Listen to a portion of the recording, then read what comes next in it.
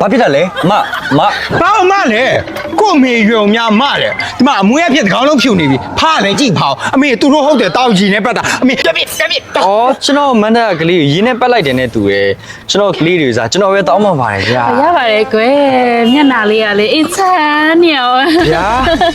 ဟုတ်ဘူးရေလေးတွေကအေးမဲ့ပုံမဲလို့ပြောတာကွယ်အမေဘာချုပ်ပြောနေရလဲအမေပဲပြောတော့ဆွဲဖြစ်ဖြစ်မယ်ဆိုရိုင်းလိုက်တာလူကြီးတွေစကားပြောနေချက်ချက်လို့ပြောရဘူးအဲ့လိုပဲခလေးကလေနည်းနည်းလေးစိုးရလိုက်ကန်းစုံတီးဒါနဲ့မို့လို့ရေပေါ်ဝင်စားတော့ပါလားသူစားချင်တာသူတီးတယ်စားမယ်အမလေးရမ်းစားချင်နေတာအမေကလည်းဒီလာတာစားဖို့မဟုတ်ဘူးလေစားဖို့လာတာလည်းမဟုတ်ဘူးလေမုတ်လုံးရေပေါ်စားသူ့အချိန်သူ့အခါနဲ့သူစားရတာလူမှုရေးစွာရှိသေးတယ်ညင်မကောင်းလေအာနာစရိုင်းနင်တိုင်းပြန်ပြောက်ဝတ်စားလေပြီးမှဖျားနေတာလေငါမကြားချင်ဘူးနော်ပြန်လိုက်တော့မောင်လေးသွားစားရအောင်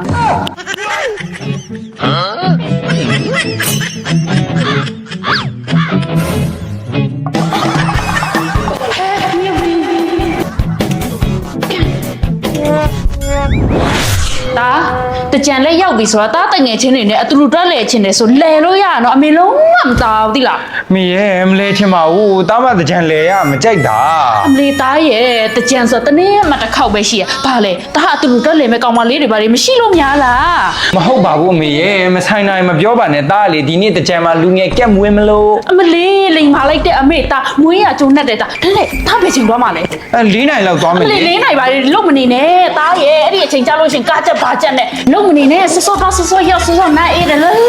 တားတဲ့အမေအရန်ကုန်ယူတယ်ကိုလည်းပါမယ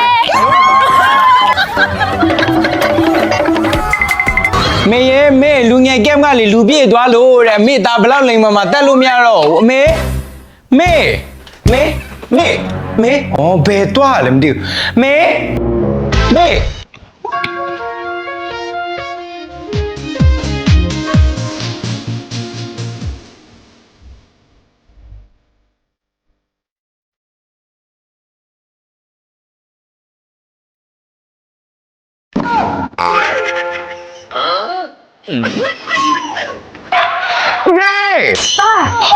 ေဘယ်လိုဖြစ်နေရလဲတားတော့အမေပြောက်လို့လိုက်ချနေရအမေကတော့ဒီမှာအိုကြီးအိုမဂျုံကြနေပြီကလေးနေမလားကဲနေရသလား